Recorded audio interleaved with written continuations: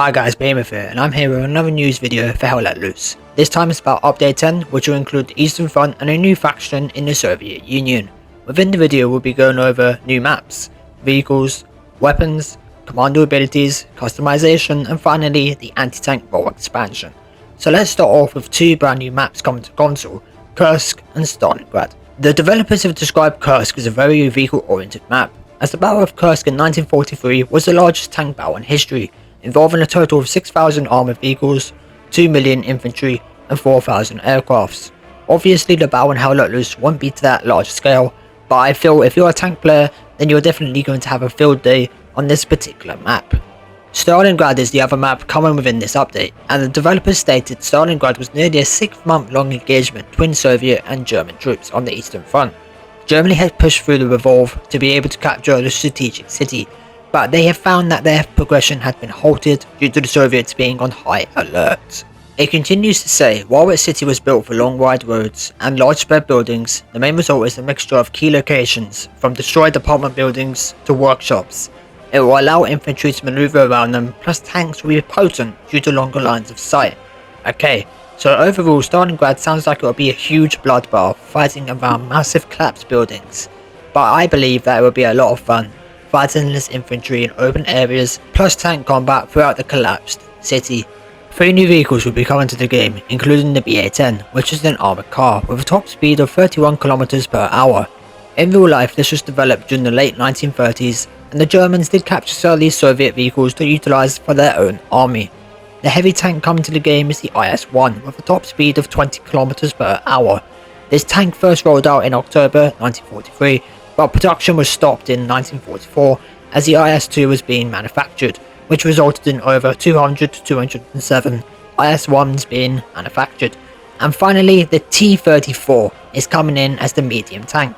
A distinctive characteristic is the sloped armour plates from the front, side and rear, and over 35,120 were produced from 1940 to 1945. We've also received intel of new weapons coming to the game, such as the well-known iconic weapon, the PPSH submachine gun, which will come within 2 variants, a 35 stick mag and a 71 round drum magazine.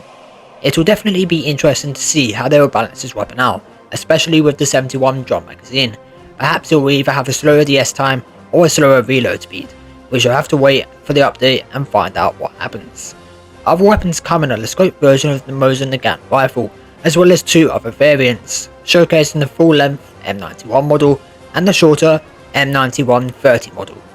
Here are 2 screenshots of what the SVT-40 semi-automatic rifle will look like in game, with and without a scope. The final weapon I will showcase for the Soviet Union is the DP-27 LMG, and what I can say is that it served with the Soviets for over 30 years. Soviet commanders will be getting a new type of commando ability, which will be balanced but different to the Germans and Americans, and that is the Katyusha rocket barrage, and I found a quick clip to showcase, so let's check this out.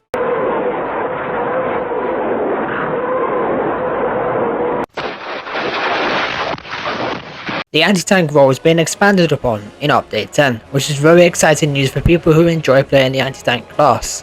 One of the new weapons coming is the PTRS-41 anti-tank rifle. In real life, this weapon's main function was to be able to destroy lightly armoured vehicles and disable the heavier tanks by damaging their tracks or engine.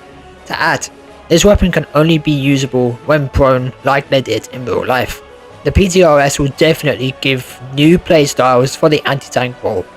Another gadget coming is the TN-35 mine, and this will be effective towards all types of vehicles, including heavy and light tanks. The final anti-tank weapon coming within Update 10 is the high velocity 57mm ZIS-2 anti-tank gun.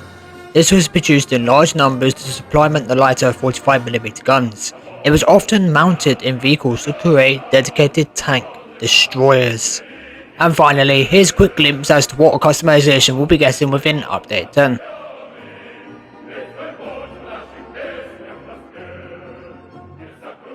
And there we have it guys, that's everything you need to know about Update 10 releasing on console in 2022.